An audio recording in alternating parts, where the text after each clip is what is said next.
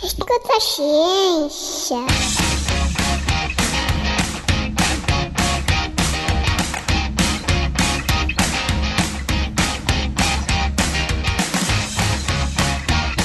Oi, gente! Aqui é o Escuta Ciência e eu sou Letícia Sarturi, né? Sou mestre em imunologia, doutora em biociências e fisiopatologia e tô aqui hoje com o Cláudio, né, Cláudio? Oi, Lê, oi pessoal, tudo bom? Eu sou Cláudio Machado, biólogo, aquele do Papo de Cobra que você já conhece. Estamos nós aqui para uma conversa muito legal, assim, um tanto polêmica, porque na internet volta e meia falam coisas que contradizem isso que a gente vai falar, mas nós temos dados, a gente tem evidências para falar sobre isso. Mas eu queria começar, Cláudio, fazendo uma pergunta para quem está escutando a gente. Você sabe que o CEP que você mora pode te ajudar a ter, às vezes, mais saúde, mais expectativa de vida? Ou não ajudar também, dependendo do CEP onde você mora? Você sabia disso? Né, Cláudio? O CEP pode determinar, mas não só o CEP, um monte de coisa. Sim. É complicado, né? Você imaginar que a tua saúde está ligada ao teu CEP. Explica isso pra gente que a gente não tá entendendo nada. Olha, na Covid-19 isso ficou muito evidente aqui em São Paulo.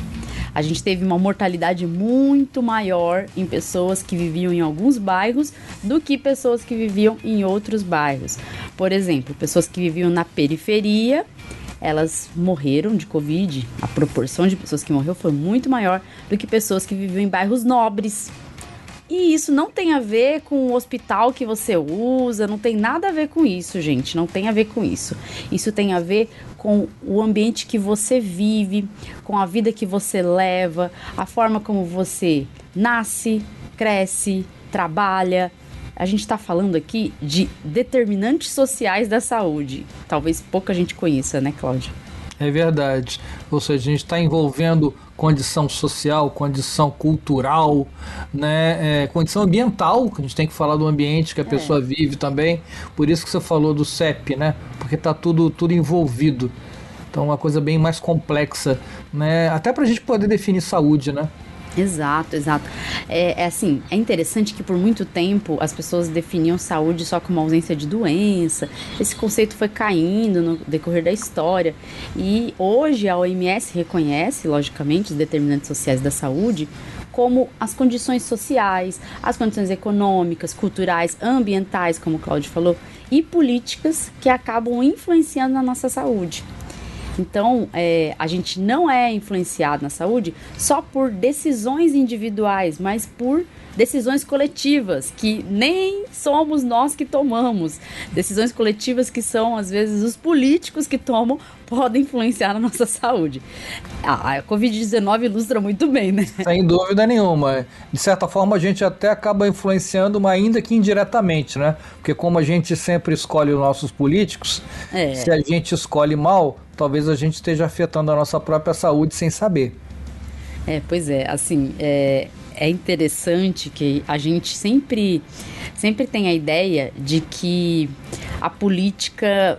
Assim, muitas pessoas têm essa ideia, não estou falando todo mundo, mas muitas pessoas têm a ideia de que a política, ela não interfere na nossa vida. Mas a política interfere na nossa vida sempre. A política interfere na vida do rico, do pobre, mas muito mais do pobre do que do rico. Infelizmente, quem mais precisa de política pública, quem mais precisa que o Estado garanta de verdade um estado de bem-estar é o pobre. E na saúde não é diferente. Na saúde a gente precisa de política pública justamente para garantir a plena saúde de todos. E isso não é da nossa cabeça que a gente está tirando, é importante deixar muito claro. Sem dúvida. Não, isso vem da história, né, do campo da saúde pública. Ao longo de muitos anos, vem se estudando os determinantes sociais da saúde e hoje há um consenso de que sim, os determinantes sociais influenciam na saúde. Mas isso veio de muito tempo, né, de estudo, e a gente pode citar aí uma história interessante, né, do século XIX, né, Cláudio? Tem tempo isso, hein? É. Nossa, conta essa história que eu acho super interessante. Então, E lá no século XIX, teve uma pessoa, o Virchow, eu não sei exatamente como que pronuncia corretamente o nome dele, porque umas pessoas falam de um jeito, outras de outro, mas essa pessoa foi responsável por investigar uma epidemia de tifo, né, em 1848. Ele recebeu a tarefa do governo da Prússia de ir até a Silésia Superior, que é hoje pertencente à Polônia, para investigar uma epidemia de tifo, né, que estava ali naquela região, uma região que era rica em carvão vegetal, mineral, aliás, e é uma região muito pobre, que tinha então uma condição de vida, quem morava ali, uma condição muito difícil, né? E muitas pessoas ali eram trabalhadores ali dessas minas de carvão. E quando o Virchow foi lá, né, para tentar investigar, ele não conseguiu, ele ficou semanas na região, não teve sucesso ali, a epidemia acabou piorando, se alastrando, as autoridades ficaram decepcionadas com ele, mas andando ali na região e observando as condições de vida que as pessoas viviam ali, ele concluiu que o problema do tifo não era uma questão médica ou biológica. Olha que polêmico, né? Como Sim. assim? Se é uma doença infecciosa, por que não é uma questão médica e biológica? Ainda mais pra época, né? Pois é. Né? Uma época que se focava muito no modelo biomédico, das doenças, né, da definição de doença, né, que se acreditava que a doença era simplesmente o encontro de um agente infeccioso com um hospedeiro e pronto, gerou a doença, né? Então, nessa época, especialmente, era muito polêmico também.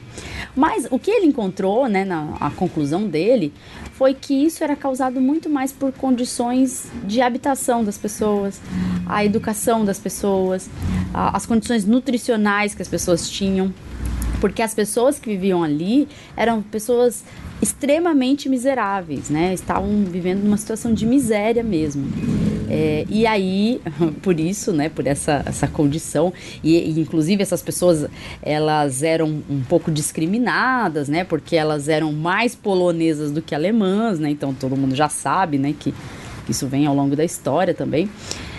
E quando voltou dessa missão, ele escreveu um relatório de 190 páginas que ele acabou defendendo ali de maneira muito firme a tese de que a doença era consequência de como a Prússia tratava de forma excludente e discriminatória os cidadãos e trabalhadores da Silésia. Olha só que louco!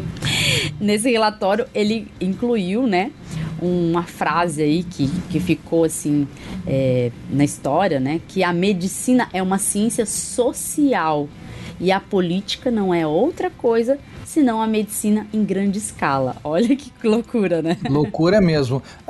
Eu não sei se as pessoas sabem, né, o que é o tifo, né? Importante. Porque o tifo é uma zoonose, né? Isso. E é transmitido através de pulga de vários animais domésticos, né, como gato, mas também animal silvestre, né? Rato transmite tifo, gambá transmite tifo. Então você vê que, como você mesmo falou, né, essa condição econômica tem muito a ver com essa zoonose. Né? Zoonose, acho que as pessoas sabem o que é, né? São doenças que são transmitidas de animais para o homem, né? Então aí tem muito mais a ver, né? Essa condição econômica, nesse caso principalmente, tem tudo a ver. Mas é legal essa frase, gostei dessa frase. E acho que foi daí que tudo começou, né? Pois é. Isso é uma fundação de uma medicina social, né? De olhar para o social, né? Olhar para as condições de vida das pessoas e entender como isso afeta a sua saúde, né? É difícil, às vezes, para algumas pessoas compreenderem isso, mas nesse caso ali, a situação de extrema pobreza, né? Situação ali que acaba prejudicando até a higiene, né? A coleta de lixo na região, porque logicamente nessa época não tinha coleta de lixo como a gente tem hoje, né? Então tudo isso acaba favorecendo o aparecimento de uma doença que é uma zoonose. E não para por aí, né? Assim, a gente tem que entender que isso, logicamente, é um marco da história para falar sobre os determinantes sociais da saúde. Mas teve mais recentemente, em 1974, um relatório muito importante do ministro de Saúde do Canadá da época, que é o Lalonde. Ele fez um relatório que acabou assim marcando nessa área dos determinantes sociais a importância de olhar para o social, não só para o lado biológico, não só para o estilo de vida, porque assim, quando a gente olha para o estilo de vida da pessoa e fala que é o estilo de vida da pessoa que está adoecendo ela, a gente acaba culpando só o doente, só a pessoa, né? Então, exemplificando uma coisa aqui, Cláudio, né, para as pessoas compreenderem. Se eu sou uma pessoa que vivo numa região periférica da cidade de São Paulo e trabalho do outro lado da cidade e levo, às vezes, de transporte público 2h30 para ir, 2h30 para voltar para casa, eu tenho 5 horas do meu dia dedicado ao transporte de trabalho. Em que momento, por exemplo, eu vou fazer exercício físico? Né? Em que momento eu vou cozinhar, fazer comida saudável, preparar marmitinhas para comer bem e saudável? É muito mais fácil eu comprar uma lasanha congelada dessas ultraprocessadas no mercado, que são baratas, inclusive, né? Porque geralmente quem trabalha na periferia, quem mora na periferia, é gente que ganha pouco, né? Às vezes vive de um salário mínimo, então vai comprar o que é barato e vai fazer aquilo ali, vai levar aquilo lá pro trabalho na marmita, de repente. Então, por exemplo, aqui em casa, meu marido consegue levar comida que a gente faz em casa e leva pro trabalho. Eu trabalho de casa, acabo comendo aqui, sou bem privilegiada. Mas, essa pessoa, né, que eu exemplifiquei aí, ela pode ser culpada pelo adoecimento dela, né? Ela não tá tentando hábitos saudáveis. Mas em que momento ela vai conseguir? Assim, Cláudio, e se ela é uma mulher, ela tem que chegar em casa, ela vai ter que fazer comida, vai ter que lavar louça, porque a maioria das pessoas que fazem isso são mulheres. Não estou falando que homens não fazem, é que isso é dado, né? A maioria das pessoas são as mulheres. Então, pensando nessa rotina, é impossível uma pessoa ter uma boa saúde nesse cenário, né? Então, o relatório Lalonde, ele trouxe uma coisa a mais, né? Ele colocou que a saúde, ela vai depender não só da biologia humana, do ambiente, do estilo de vida, mas também do sistema de saúde que a pessoa tem acesso. Então, você coloca ali a biologia humana, logicamente a gente tem doenças que são de fatores genéticos, né? Que dependem aí de fatores genéticos. A gente tem o ambiente, então aí eu já estou exemplificando como o ambiente, né? Sim. A pessoa que vive na periferia dificilmente consegue manter uma vida, uma rotina saudável de vida. O estilo de vida, que nem sempre é a escolha da pessoa, que às vezes ela é submetida a ter aquele estilo de vida. E o sistema de saúde que a pessoa está inserida, ou seja, o próprio SUS também teria culpa na saúde das pessoas se ele não dá um bom acesso, se ele não dá um bom serviço dentro desse sistema. É isso que o relatório Lalonde tentou dizer, para as pessoas passarem a olhar muito mais para outras coisas, porque se olhava muito para essa questão biológica e ambiental, mas não se olhava exatamente para todo o conjunto das coisas, entendeu? Então, basicamente, esse relatório foi um marco importante para romper com essa visão que é exclusivamente biomédica, que olha só para essa questão biológica, né, da doença. E que, infelizmente, uma parte da população ainda não tem consciência disso, né? Que continua associando saúde à ausência de doença. E acha que isso é uma coisa normal, essa coisa que você deu o exemplo de comer uma lasanha, né? E acho que você foi até bem tolerante, porque muitos comem um salgado, não é nenhuma lasanha, né? Porque até a gente vai falar isso daqui a pouco, até por causa da jornada de trabalho, às vezes a pessoa mal tem 1 hora de almoço para poder se alimentar, né? O patrão ali dizendo, tem que atender lá o cliente na loja, come rapidinho aí, engole aí o seu salgado aí e que você tem que voltar para o trabalho, porque tem isso também, né? Nem todo mundo tem essa possibilidade ainda que no trabalho. Ou seja, o problema é muito mais amplo do que a gente pode até imaginar. Tem gente, Cláudio, isso não é uma invenção minha, mas é um relato.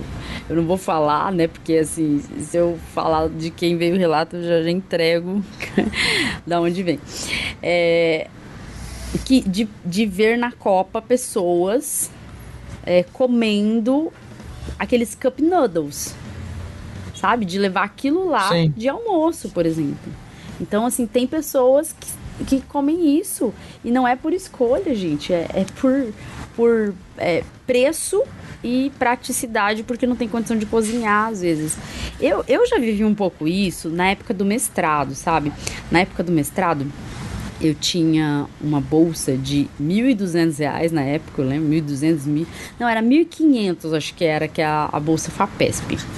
Era um valor, assim, baixo já na época, que foi 2010, então já era baixo naquela época. E eu tinha, em São Paulo, né, você paga um aluguel muito caro, só Sim. o aluguel com condomínio era mais do que o valor da minha bolsa. E aí, logicamente, assim, naquele contexto, eu sabia que eu ia ter que ralar muito e tal. Eu levava a marmita, mas às vezes eu levava a marmita e eu comprava aqueles hambúrguer congelado, ultra processado, e fazia. O que eu fazia às vezes?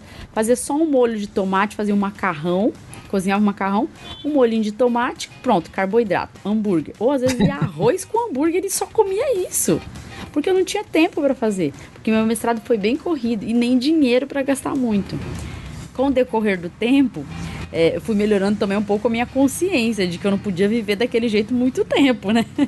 Que eu queria longevidade e queria saúde, né? Então eu falei, não, preciso melhorar minha alimentação. E hoje em dia, logicamente, eu tomo muito cuidado com a minha alimentação e jamais voltaria a comer essas loucuras. E aí, Cláudio, tem um marco interessante também na história, que marcou o início do que se fala, né, a partir dos DSS, né, que são os determinantes sociais da saúde. A gente tem o conceito de promoção da saúde. A Carta de Ottawa, que foi feita a partir da primeira Conferência Internacional sobre Promoção da Saúde, colocou esses DSS, esses determinantes sociais da saúde, como algo mais importante ainda, porque para promover saúde, a gente precisa também mexer numa política social, a gente precisa mudar a coletividade, né? Como as pessoas vivem. Sim. Né? E aí, na Carta de Ottawa, a gente teve como foco, né, a construção de políticas públicas saudáveis, né? Então, políticas que permitam as pessoas ter escolhas saudáveis. Então, quando você vê aqui no Brasil, né, a proibição de cigarro em ambientes fechados. Fechados, Isso é uma lei, né, uma política que criou essa lei, que é uma política saudável, né? Estimula as pessoas a não fumarem. Sim. Porque, né, vai restringindo o espaço do fumante para ver se ele não fuma. E aí também protege as pessoas que estão expostas à fumaça, né, que a gente chama, assim, popularmente de fumante passivo. E é engraçado como é que isso, quando começou, não sei se você vai lembrar, quando começou essa lei, foi uma polêmica, porque, por exemplo, eu lembro que no avião tinha o assento do fumante e o assento do não fumante. Como se a fumaça ficasse restrita ao assento do fumante, né? Tinha muito isso, né? No restaurante tinha as mesas de fumante e as mesas de não fumante. E eu lembro bem quando isso começou, na verdade eu lembro bem dessa Carta de Ottawa, foi 86 eu estava no segundo período da faculdade, e eu lembro que eu comecei a ouvir essa coisa de definição de saúde nessa época. Muito em função da Carta de Ottawa. E eu lembro que para mim foi uma surpresa, né? Eu tinha 20 anos na época, e para mim realmente era aquele conceito que a gente estava falando antes, que saúde era só ausência de doença. E foi exatamente por causa desse marco que eu já comecei a ouvir definições diferentes e comecei a entender isso. E lembro muito bem desse que você está falando, dessa coisa da proibição do cigarro, que as pessoas falam, mas eu sempre fumei, desde sempre foi assim, por que que é diferente, né? Por um bom tempo, né? Como também foi, embora não esteja ligado à saúde diretamente, mas também tá, como também foi o uso do cinto de segurança no carro. Mas também A obrigatoriedade era a mesma coisa, né? Tipo assim, foi uma mudança, que bom que foi radical, mas muita gente foi contrária na época. Foi, Então, eu lembro. Assim, do cigarro, vou te falar. Aqui em São Paulo, né, foi antes do que onde eu morava, antes de mudar para São Paulo. Quando eu mudei para São Paulo em 2010, lá eu tava morando no Paraná e meus pais moravam no Mato Grosso do Sul. Tanto no Paraná quanto no Mato Grosso do Sul não existia lei antifumo ainda. sim. Então lá a gente saía e ir pros lugares, nossa, qualquer lugar voltava com o cabelo cheirando cigarro. Ia dormir com o cabelo cheirando cigarro. Tudo que é lugar que você ia que tinha muita gente. Era horrível, horrível. E aí eu lembro que em 2010, minha irmã veio pra cá me visitar. E aí a gente foi lá num lugar, fomos comer. Aí a minha irmã... E aí era um lugar que tinha música também, né? Tipo uma baladinha. E aí minha irmã voltou e falou assim pra mim: nossa, como é bom, né, voltar pra casa e não tá com o cabelo cheirando cigarro, né? Eu falei, você viu como que é, né? E aí depois, isso se ampliou pro resto do Brasil também. No Rio deve ter começado na mesma época que São Paulo. Sim, acho que sim.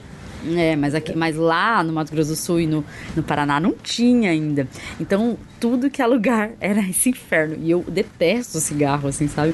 Então, só que infelizmente, gente, as pessoas hoje em dia não estão mais obedecendo essa lei.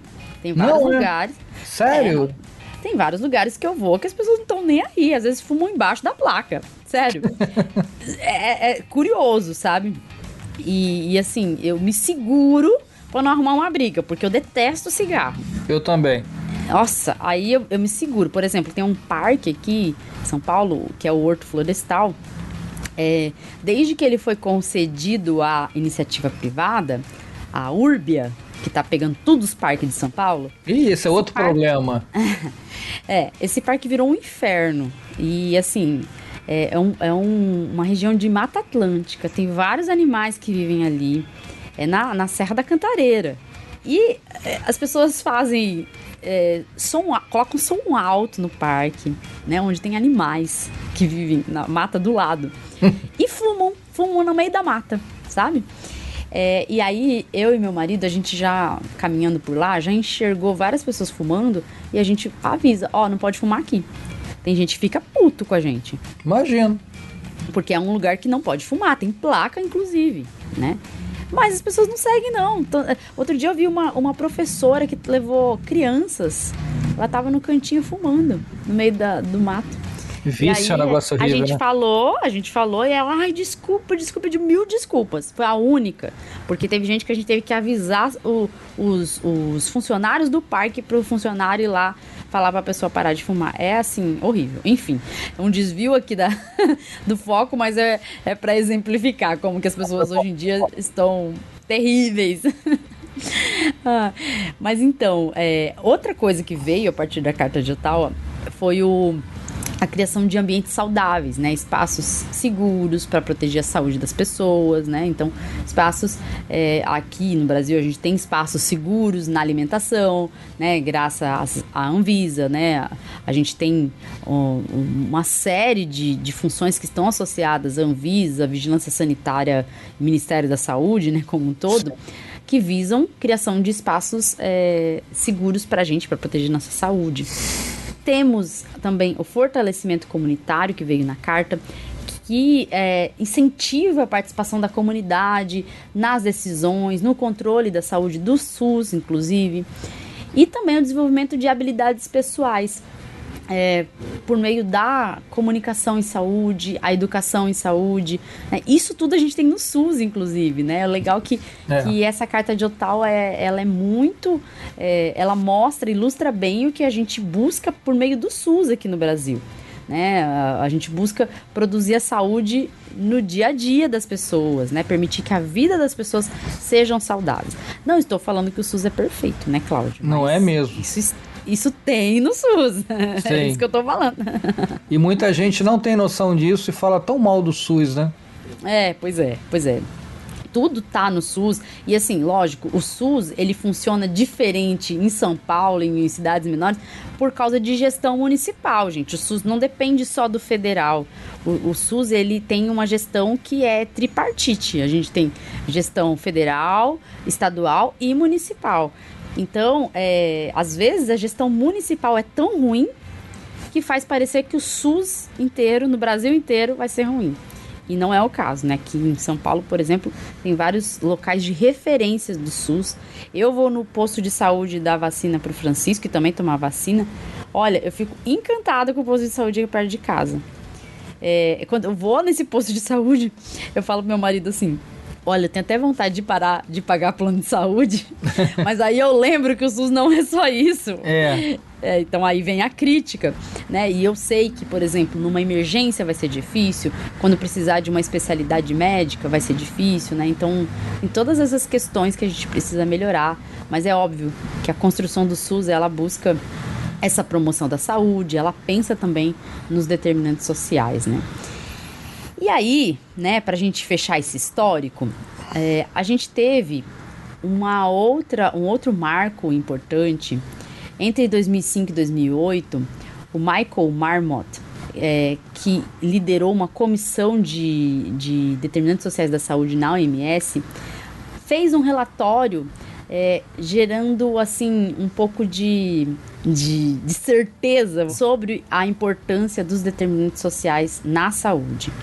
Né? Então, nesse relatório, ele colocou nesse relatório, que foi publicado em 2008, que desigualdades sociais geram desigualdades de saúde. E colocou também que isso a gente pode evitar.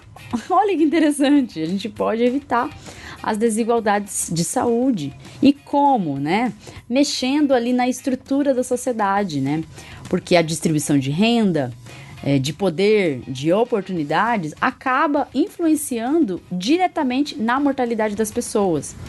Né? Então, o que ele concluiu basicamente nesse relatório é que a injustiça social, ela está matando as pessoas em larga escala e que para a gente melhorar isso, a gente precisa melhorar as condições que as pessoas nascem, crescem, vivem, trabalham e envelhecem. Né, para a gente conseguir enfrentar as iniquidades de poder, que são iniquidades de saúde, né, a gente pode enfrentar por meio de combate, né, a essas iniquidades de poder, iniquidades de dinheiro e de recursos. Olha que comunista ele, né? Olha como é que a política está totalmente envolvida aí, como a gente estava falando no início, né? Pois é, né? Que loucura. E assim, é louco, né? Porque a gente fala de política. Eu fui recentemente num evento na Faculdade de Saúde Pública da USP, que é um evento marcando 40 anos da 8ª Conferência de Saúde, que a gente vai falar agora aqui. Sim. E nesse evento falava-se muito de política. E aí, qualquer pessoa meio desinformada ia falar: nossa, mas não era de saúde, né, o evento? Mas a política importa muito na saúde, né? E se a gente olhar, por exemplo, para o histórico brasileiro, é importante lembrar desse histórico, porque aqui no Brasil existe um movimento de saúde coletiva que é um pouco diferente da saúde pública, que traz a política como, assim, como, vamos dizer assim, o principal fator que vai trazer saúde para a pessoa, né? Então a gente tem que mexer nas políticas públicas para trazer saúde, para promover saúde, né? Então esse movimento da saúde coletiva aqui no Brasil é um pouco diferente, né? Que a gente vai comentar agora. Mas isso começou lá atrás, sim, na ditadura, né? Na ditadura as pessoas não tinham acesso à saúde, não tinha SUS ainda. Né? E aí só quem era CLT. Sim, tinha o INAMPS, né? Que tinha o INAMPS. Eu lembro disso, cara, eu lembro disso. Meu pai... Quem não tinha que se foda, né? Quem não tinha... Meu pai frequentava, perto de casa, tinha um posto de saúde do INAMPS, né? E aí o meu pai sempre frequentou o posto, e era engraçado porque ele falava: assim, não, tem que fazer a carteirinha do. Ele tinha uma grande preocupação com a saúde, eu era moleque, não pode perder sua carteirinha do INAMPS. Olha Porque aí. senão não vai ter como ser atendido. Eu lembro isso claramente, eu era criança, eu não tinha a menor ideia do que era INAMPS, só sabia que eu não podia perder aquela carteirinha, porque aquilo ali era fundamental. A gente é criança, é muito engraçado isso. Mas é verdade, nem todo mundo tinha acesso, infelizmente. Infelizmente, quem não tinha acesso acabava dependendo, às vezes, de Santa Casa, né? Sim. De locais filantrópicos. E aí veio um movimento de reforma sanitária no Brasil que surgiu ali nos anos 70, né? Esse movimento partiu da academia, né? Com pesquisadores, estudantes também envolvidos. Mas ele foi um movimento que reuniu os sanitaristas, os médicos, os pesquisadores, os movimentos sociais, os sindicatos e também igrejas. Olha só. Um movimento que buscava garantir a saúde como direito. Porque, afinal, né, com o INAMPS, só uma parcela da população que podia ter acesso. Quem tinha um emprego registrado, né? Sim. Todo mundo. E aí, a partir do movimento da reforma sanitária, veio a 8ª Conferência Nacional de Saúde em 86. Sim. E essa Conferência de Saúde, ela foi, assim, essencial para trazer esses determinantes sociais da saúde como uma forma da gente mexer nas políticas e garantir a saúde para as pessoas. Então, basicamente, essa 8ª Conferência de Saúde cravou aqui no Brasil que sim, a saúde ela é resultado de como as pessoas vivem, né, de como as pessoas se alimentam, né, como as pessoas moram, da renda, do trabalho, da educação, do acesso à terra, do transporte, do lazer. Esses determinantes sociais foram cravados pela 8ª Conferência Nacional de Saúde. E na 8ª Conferência Nacional de Saúde, embora não existisse o SUS ainda, foi ali que houve uma sugestão para a criação de um sistema único de saúde que fosse descentralizado. E para quem está tentando entender esse descentralizado, essa descentralização é na questão da gestão, né, para a gente garantir que não seja um sistema de saúde gerido só por um ente, né, da federação, só, por exemplo, federal, mas também é uma descentralização para que atenda todo o Brasil, que não dependa de um único centro de atendimento, né? Sim, e olha o tempo que demorou, né? A gente estava falando lá lembra da epidemia do tifo lá de 1848, olha o tempo que demorou para chegar, a gente começar a discutir isso no Brasil, né? Olha que loucura. Então, mas você vê, o que é legal foi que veio no mesmo ano da Carta de Ottawa, né? Então, sim. Lá no Canadá, né? Aliás, no Canadá não. Eu tô falando eu falei Carta de Ottawa, mas eu queria falar do relatório Lalonde. Veio depois do relatório Lalonde, mas veio junto com a Carta de Ottawa quando se falava de promoção da saúde. Então, lá no Canadá, em 74, já estavam falando um pouco disso. Em 86 teve a Carta de Ottawa. E aí, aqui no Brasil, a Conferência Nacional de Saúde estava nesse compasso mais ou menos parecido, apesar da gente já vir isso na história por muito tempo, né? Sim. Felizmente aqui também atrasa um pouco. E aí, com a Constituição de 88, né, a gente teve ali uma garantia vindo da Constituição, que a saúde é um direito de todos e dever do Estado. E aí você vê, né, já estão criando a base para o SUS. Teve a sugestão em 86, 88 entra como direito na Constituição. É um processo. Só falta, né, criarem o SUS. O SUS é criado em 1990. E o SUS, mesmo não sendo perfeito, ele traz ali entre os princípios o que norteia os determinantes sociais da saúde, né? A gente tem a universalidade, que é para garantir que todo mundo seja atendido, né? Que não tenha nenhuma discriminação, ou seja, não é o INAMPS, só uma parcela vai ser atendida. Aqui no Brasil, o SUS, até estrangeiro. Vai no posto de saúde e não quer nem saber. Tipo, não importa ser estrangeiro, vai lá ser atendido. Não, isso aconteceu. Você já viu relatos? Vi, não, isso aconteceu tem um mês, um pouco atrás aqui no Rio. Era um gringo que teve algum problema, não lembro qual foi, que foi internado no hospital, acho até que foi no Miguel Couto. E aí, quando ele saiu, ele foi ver a conta. E falaram pra ele, não tem conta. Ele falou assim, como não tem conta? Não, você tem o atendimento gratuito. Ele saiu espalhando isso pra todo mundo. Falou, não acredito que eu fiquei internado alguns dias e não tinha conta nenhuma pra pagar. Pois é. Saiu até no jornal, isso você vê que foi tão... Os gringos, eles ficam um pouco impressionados ainda com isso, verdade? Porque imagina, nos Estados Unidos, qualquer coisa tem uma conta pra você pagar, né? Uma conta que às vezes vale mais que a tua vida, né? Uma Com conta certeza, que você tem que vender tudo. A dívida para os seus netos pagar. E aí o SUS tem a universalidade, até gringo vai ser atendido. Sim. A integralidade do SUS, né? A gente tem... No SUS temos tudo, ou seja, a gente tem a prevenção das doenças por meio do SUS, o tratamento, a reabilitação, se for necessário, e também tem as políticas de saúde e as políticas de outros setores que articulam, né, com as políticas do SUS, né? E a gente tem também no SUS o princípio da equidade, para a gente tentar acabar com as desigualdades, né? O enfrentamento às iniquidades de saúde parte do princípio que a gente vai tratar de maneira desigual os desiguais. E aí as pessoas ficam confusas com essa frase. Mas tem uma ilustração que roda na internet direto, que é assim, 3 pessoas tentando ver um jogo de futebol. Tem um muro na frente, elas querem assistir um jogo de futebol. E aí as pessoas têm diferentes tamanhos, né? Um é baixinho, outro tem um tamanho mediano, outro é bem alto.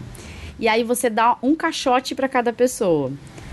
O mediano e o baixinho o baixinho não consegue ver nada, o mediano mal consegue ver. O alto tá vendo maravilhosamente. Você dá um caixote do mesmo tamanho. Ou seja, você tá dando a mesma coisa para todo mundo. Só que você não tá enfrentando a desigualdade que tem ali. Sim. Que é pela pessoa ser baixinha. Ou seja, pro baixinho, você não tem que dar só um caixote. Você tem que dar, às vezes, 2 caixotes para ele conseguir enxergar. Então, as necessidades são diferentes. As necessidades das pessoas são diferentes. A gente fala muito disso aqui, por exemplo, para a população em situação de rua. A população em situação de rua, em crise climática, como a gente está vivendo, ela precisa de um cuidado maior do que outras pessoas, porque eles enfrentam uma situação muito adversa estando na rua, né? Então, tem que ter um cuidado a mais. E isso não é dar privilégio, né? Na verdade, é combater desigualdade, né? Sem dúvida. E o SUS, ele prevê isso também, né? E aí, eu acho, Cláudio, que é importante, falando do SUS, desse movimento de reforma sanitária brasileiro, falar da diferença de saúde coletiva para a saúde pública, né? Porque parece que é a mesma coisa e não é a mesma coisa. Embora pareça, né? Quando a gente fala de saúde pública, a gente tem muito foco nas doenças, tem a questão da vigilância epidemiológica, né? E tem campanhas sanitárias, né? Campanhas de saúde. Isso é a saúde pública tradicional. Agora, nesse movimento da saúde coletiva, que é um campo brasileiro, olha só que legal, a gente tem uma área interdisciplinar. Ela tem ciências da saúde, mas também tem as ciências sociais junto na saúde coletiva. A gente considera como a sociedade está distribuída, essas relações de poder na sociedade. A gente tem uma análise sobre as desigualdades e a gente entende que a saúde, ela está associada ao social, né? A saúde é um fenômeno social também. Então, a saúde coletiva, ela é o campo que vai estudar os determinantes sociais e vai tentar atuar aí para a gente combater essas desigualdades que ampliam as desigualdades também em saúde.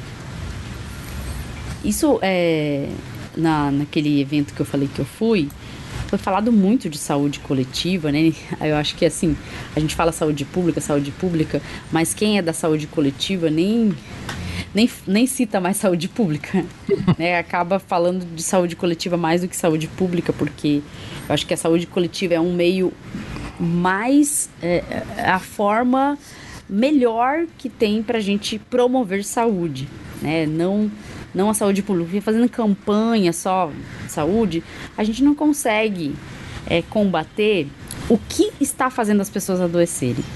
Com certeza. Às vezes, né, como a gente falou de rotina, né, uma rotina pesada, né, para quem vive aí, às vezes, em regiões periféricas.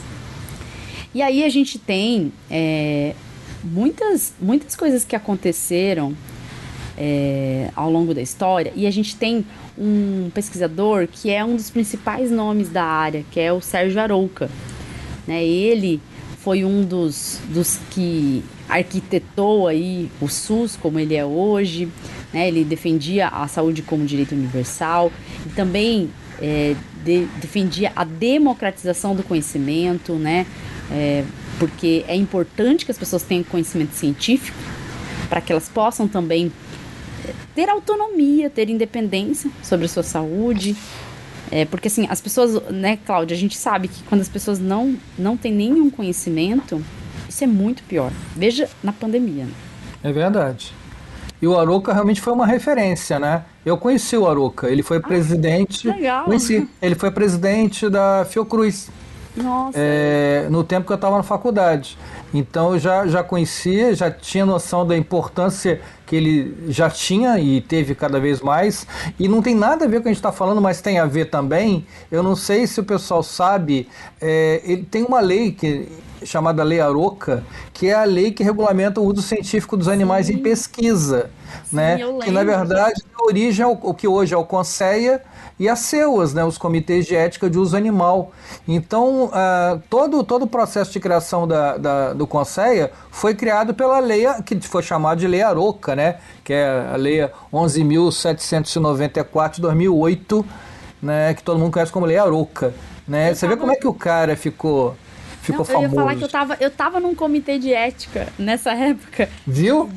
De comitê de ética em pesquisa envolvendo animais. Eu era discente, eu era representante discente da universidade no comitê de ética. Era xingada, porque todo comitê de ética o pessoal é xingado, né? São esses caras que atrapalham a pesquisa, a gente quer usar não sei quantos animais e não pode, né? Eu sou da CEU, então eu sei quantas pessoas me xingam, né? E aí o Arouca tem tudo a ver com isso. Desculpa ter feito um parênteses aí, né? Não, mas faz parte, é isso mesmo. Assim, eu lembro dessa época que foi criada a lei, eu lembro disso. E aí eu vou te falar que assim, depois eu lembro quando eu fui fazer o mestrado, que meu orientador queria usar um monte de camundongo e o comitê de ética reclamou do excesso de uso de camundongo, falou assim que era para restringir. Aí ele falou, agora você vai ter que usar só 3 camundongos por grupo, é isso? Não sei o que reclamou.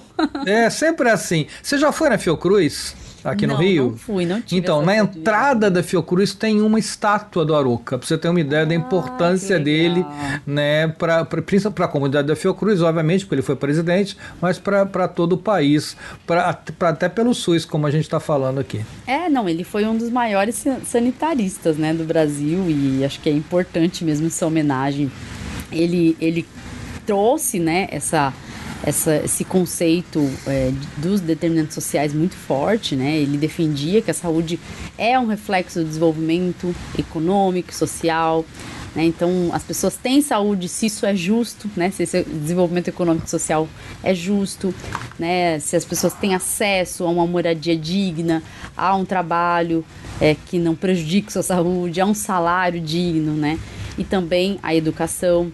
Ele afirmava também que a saúde não é somente ausência de doença, né? Porque é um bem-estar físico, mental, social e político. Aqui no Brasil a gente vive uma saúde política muito difícil. Eu acho que toda a minha saúde mental tá ruim por causa da política. Ainda mais esse ano, que é ano de eleição. Ai, um medo, né? Um medo. Não, tudo vai correr bem. Vamos torcer. Tomara. E ele também focava nessa questão da democratização, da participação. Isso tem no SUS, né? A gente tem O SUS é voltado a ter controle social, a ter participação social. Isso é bem focado no SUS. Ele, inclusive, abriu as portas do debate na 8ª Conferência Nacional de Saúde para a sociedade civil, né? Para que a população pudesse ser mais ativa, né? Nessa formulação de políticas públicas. Outra coisa importante que ele reconheceu, né, o papel do Estado. Ele foi presidente da Fiocruz, como você falou, nos anos 80, e ele defendeu que o Estado tinha o dever de garantir o acesso à saúde para todo mundo, para que o sistema de saúde não fosse excludente como era, né? Como era só o INAMPS. Então ele garantiu isso, né? Isso é bem legal. Agora, a gente tá falando disso tudo para introduzir um assunto muito importante. Ó, introduzir não, né? Porque foi todo o episódio. Mas... explicitar, vamos dizer assim. Explicitar, vamos dizer assim. Para a gente falar de quanto é importante olhar para os determinantes sociais. As melhorias na saúde, elas são muito boas quando as condições sociais que as pessoas vivem é melhor, né? Quando essas condições se tornam melhores, né?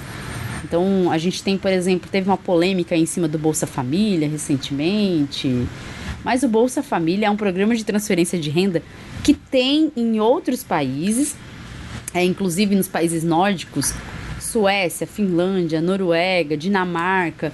Esses países têm esses programas de transferência de renda para todo mundo recebe, e são países que são exemplares no bem-estar social e também nas questões de saúde, né? A gente tem índices de saúde muito melhores do que o nosso país, por exemplo, né?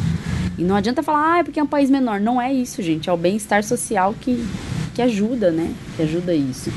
Aí, Bolsa Família transfere renda, mas ele traz também resultado de saúde. A gente teve aí um estudo que foi publicado na Lancet, 2025, que mostrou que o Bolsa Família evitou 700 mil mortes e 800 milhões de internações e reduziu a mortalidade infantil em 33%. Caiu 33%, né? Ou seja, é uma política que traz resultados de saúde, né, Cláudio? E aí as pessoas ainda acham que é apenas um programa eleitoreiro, né? As pessoas não têm noção da dimensão disso e acabam falando aquilo que elas não sabem, né? Então, quanta gente reclama do Bolsa Família e, como você falou, como é importante um programa social. Espero que um dia não venha precisar mais. Espero que um dia a gente tenha todo mundo no mesmo patamar e que a gente não precise mais criar programas para atender essas pessoas. Mas, infelizmente, a gente ainda precisa. Então, não é uma coisa que a gente gostaria que acontecesse, mas é extremamente necessário, né? Isso parte daquele princípio, né? De tratar de maneira desigual os desiguais. Então, você dá 2 caixotes, você dá a mais para poder as pessoas terem acesso ao mínimo. É verdade. Porque a gente, com o Bolsa Família, a gente conseguiu até melhorar a nutrição das pessoas, aumentar a vacinação, né? Reduzir as internações que podem ser evitáveis, né? Então a gente melhora muito, né, a saúde das pessoas. Outro exemplo bom de política é o saneamento básico, né? O saneamento básico antigo, uma das primeiras políticas aí que trouxeram um aumento da expectativa de vida, né? A gente garante a água tratada, não contaminada, coleta o esgoto para evitar essa exposição a uma possível contaminação. Mas tem muita gente que ainda não tem saneamento básico. Uma coisa simples, mas a gente... Em São Paulo. A gente não está falando do interior, do Nordeste ou do Norte, não. Em São Paulo você já encontra ainda pessoas que não têm saneamento básico. Ou seja, temos muito que resolver ainda, né, Lê? Exato, tem muita coisa que fazer, né? E a educação também é uma política que pode trazer benefícios de saúde, porque a maior escolaridade ela está associada à menor mortalidade, à melhor alimentação, ao menor tabagismo, à maior expectativa de vida. Gente, não quer dizer que todo mundo que estuda não vai fumar, não quer dizer isso. A gente tem que sempre analisar os dados de maneira correta. Isso é uma associação de acordo com um conjunto de dados, né? Na maior parte das pessoas que estudam mais, a gente tem melhores condições de saúde. E isso também é parte do princípio da pessoa compreender um pouco mais da sua própria saúde, né? E entender aí como lidar com a sua própria saúde, né, Cláudio? Eu falei do meu exemplo aí. A consciência, ela vem, né? Você sabe que você tá comendo mal, você sabe que você precisa fazer algumas escolhas mais saudáveis, mas tem gente que não sabe, tem gente que não sabe. E mesmo gente que sabe não escolhe correto, mas aí é um outro problema, exato. Né? Exato. Eu falei dos países nórdicos porque a gente tem, nesses países, uma característica de desigualdade social mais baixa, né? Não é tão ampla a desigualdade social como tem no Brasil, justamente porque o Estado garante uma proteção social. Eles dão também licença para o pai e para a mãe, uma licença paternidade e maternidade muito grande, às vezes pode chegar a 1 ano essa licença, né? Tanto para o pai quanto para a mãe, né? Não é 5 dias como é no Brasil, 5 dias corridos. O pessoal ainda reclama, o patrão ainda reclama. Não, se a criança nasceu no sábado, o pai já perdeu 2 dias da licença à toa, né? Se ele não trabalha sábado, né? Enfim, isso vai ser muito complicado no Brasil, sabia? Vai ser muito difícil. A gente tá vendo essa história da escala 6x1, já tá dando o que tá dando. Você imagina uma licença paternidade, não vou nem dizer da maternidade, a licença paternidade de meses, vai ter revolução na rua de patrão. Então, Cláudio, a licença maternidade no Brasil não chega nem a 6 meses, que é o tempo que o bebê deveria ser amamentado exclusivamente. Né? Então, assim, as mães, elas têm que mandar o bebê pra creche e usar fórmula com 4 meses, porque é quando acaba a licença maternidade. Eu, como eu falei, tive o privilégio de amamentar o Francisco, até hoje eu amamento, mas assim, exclusivamente até os 6 meses ele amamentou. Aí veio a introdução alimentar, mas hoje, por exemplo, ele continua sendo amamentado porque eu trabalho de casa. Mas morando em São Paulo, se eu fizesse presencial, ele já tinha entrado na fórmula, né? Então é bem complicada a vida aqui, porque as pessoas não pensam nessas questões, né? E a amamentação, gente, é saúde, porque o leite materno, ele é riquíssimo, não só em nutrientes. A gente nem pode falar que ele é só um alimento. O leite materno até muda a composição conforme o estado da criança. A criança tá doentinha, ele manda uma porrada de anticorpos ali. Até células do sistema imune são transferidas no leite materno para ajudar a criança a combater a infecção. É impressionante, assim, porque eu peguei influenza, o Francisco também pegou influenza. A gente ficou, assim, ele ficou ruim um dia, bem ruim. Fui pro hospital com ele, mas não tinha nada no pulmão, nem nada. Vamos mamar. mamando. Acho que no dia seguinte ele já tava super bom e eu estava acabada. Fiquei até sem voz. Então, assim, foi um período muito difícil, assim, sabe? Mas pra mim, pra criança não, né? Leite materno garantindo, sabe? Isso dá até um episódio só pra falar de leite materno, né? Então, eu já falei que queria falar e esqueci, viu? A gente vai falar. Vamos sim. Então aí, por outro lado, Cláudio, nos Estados Unidos, a gente vê as pessoas tendo crises terríveis por conta da saúde, né? A gente tem um acesso muito difícil, porque não tem um sistema público. Aí tem uma questão ali das pessoas, às vezes, terem contas de saúde. A saúde é mercadoria, né, nos Estados Unidos. Num país tão capitalista, é lógico que a saúde ia virar mercadoria. Não que aqui não seja, né, gente? Aqui vem se tornando.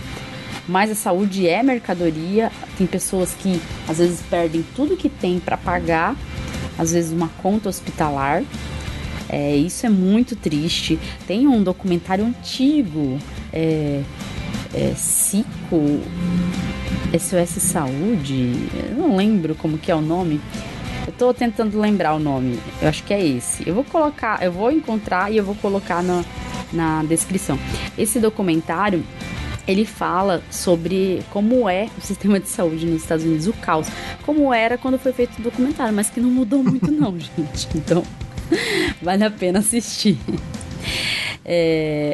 E aí, né, os Estados Unidos gastam muito com o país, gasta muito com saúde, mas não tem um sistema de saúde público, então acaba não tendo acesso à saúde para as pessoas, enfim.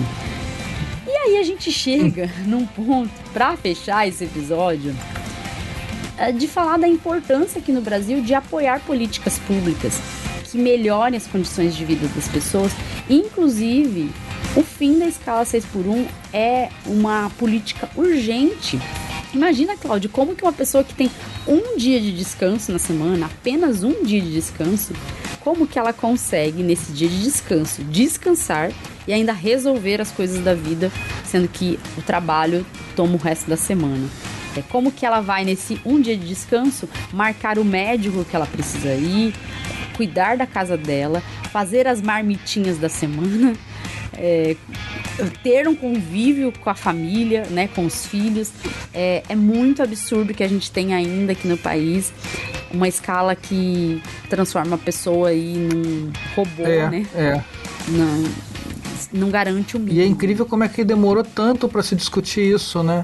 Porque é um negócio tão absurdo que você pensa, né? E cada vez mais você vê o trabalho sendo quase em regime de escravidão, porque você tem um descanso, se é que dá para chamar de descanso, por semana, ganhando um salário de miséria, que a pessoa às vezes tem que ter um segundo emprego para poder compensar o primeiro. Ou seja, é um absurdo tão grande que eu não sei como é que ainda tem gente que é contra isso. Obviamente, os patrões que querem cada vez mais explorar, que se pudesse ter uma votação para voltar à escravidão, talvez eles votassem. Porque não está muito longe disso não, né? É uma escravidão um pouquinho melhorada. Exato. Eu acho que é nossa herança, né? Uma herança cultural escravagista. Sim. A gente tem, infelizmente. Sem dúvida. Né? O Brasil demorou muito tempo para acabar com a escravidão. E aí, essa herança, não sei se você já leu, Cláudio, um livro chamado A Elite do Atraso. Não li. Que mostra que o Brasil não vai para frente, porque infelizmente a gente tem uma elite no Brasil que consegue mandar e desmandar, porque se a gente for olhar ali dos deputados que temos no Brasil, acho que 80% ou é empresário ou é fazendeiro. Sim. Olha isso, acho que é mais até que 80%. Então, a elite do Brasil consegue manipular, inclusive, as políticas públicas por meio de seus representantes que estão ali, né? Então, o povo tinha que começar a votar em quem é do povo. Exatamente. Né? Mas é difícil. É difícil porque, às vezes, nem quem é do povo consegue se candidatar porque acaba sendo um ambiente restrito, né? A política também, infelizmente. Da mesma forma que no tempo da escravidão, o capataz era tão negro quanto o oprimido. Só era um negro com um pouco mais de privilégios, mas era tão negro quanto, e oprimia o outro negro, né? A gente tá um pouco nisso, né? Tem muito pobre. Eu gosto muito daquele meme da Baratinha que fala para outra: em quem você vai votar? Você acha que eu vou votar no chinelo? Eu acho ótimo isso, porque é exatamente isso, né? Vamos tentar eleger quem? Vamos eleger aquele cara que quer acabar com a nossa vida? Que tal? Pois é. Assim, gente, é muito sério esse debate da escala 6x1, porque a gente sabe, as evidências científicas mostram que o brasileiro, especialmente, né, está aí mergulhado num burnout. Então, é um dos países que mais tem casos de afastamento do trabalho por conta de burnout, por conta de doenças mentais. A gente tem as jornadas excessivas associadas a maior risco cardiovascular, a maior risco, né, de doenças mentais, de depressão, ansiedade e também de distúrbio de sono. Ou seja, a jornada de trabalho influencia na nossa saúde. E se influencia na nossa saúde, a gente tem que lutar para que essa jornada seja menos extensiva, para que permita que as pessoas possam viver além do trabalho e que as pessoas possam de verdade ter uma saúde plena, né? Então, se a gente está falando de saúde, impossível não falar dessa política de redução da jornada, que eu acho que é essencial e todos nós temos que apoiar, porque não é justo a gente continuar mantendo essa escravidão moderna, né? É um absurdo. Assim, não que a gente quisesse só falar disso no episódio, não era isso, gente, mas faz parte da importância dos determinantes sociais da saúde, apoiar políticas saudáveis, políticas que permitam que as pessoas possam ter uma vida um pouco menos exaustiva, né? E o trabalho, ele é importante, mas ele não é tudo na nossa vida. É importante falar isso. E se você acha que o trabalho é tudo na sua vida, olha ao seu redor, tem muita coisa para viver, tem muita coisa interessante pra gente se dedicar. A saúde importa, e a saúde mental da gente é tão importante quanto a saúde física. Não dá pra gente negar isso, né? Negar a nossa saúde mental.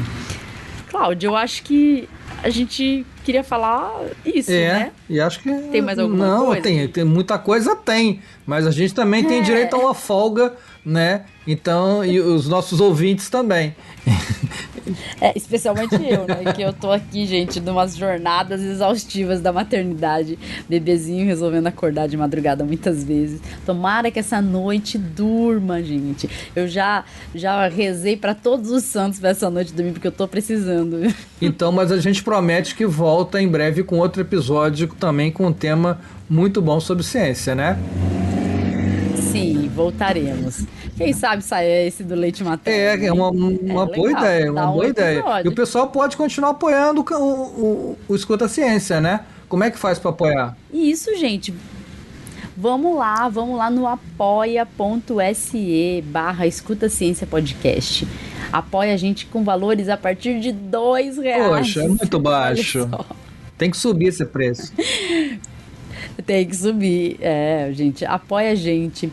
Vamos lá, a gente entra no grupo do WhatsApp. Do WhatsApp, não. Do Telegram. Porque o Telegram é melhor que o WhatsApp no sentido de ter ali possibilidade de passar arquivos, inclusive episódios exclusivos. A gente tava numa onda aí de fazer episódios exclusivos para alguns apoiadores, os apoiadores que contribuem com valor maior. No entanto, gente, a maternidade desfocou aqui. Foi muito difícil, mas agora que o bebê fez 1 ano, as coisas estão voltando aos eixos.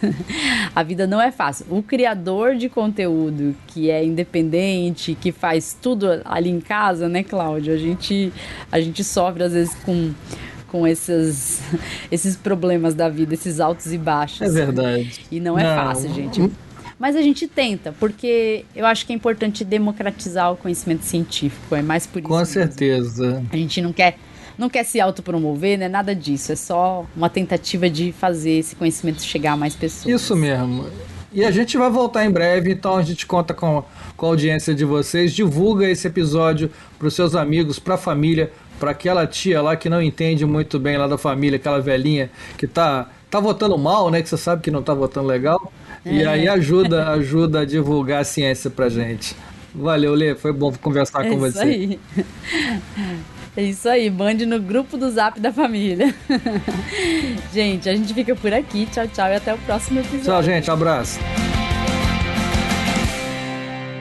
Escuta Ciência.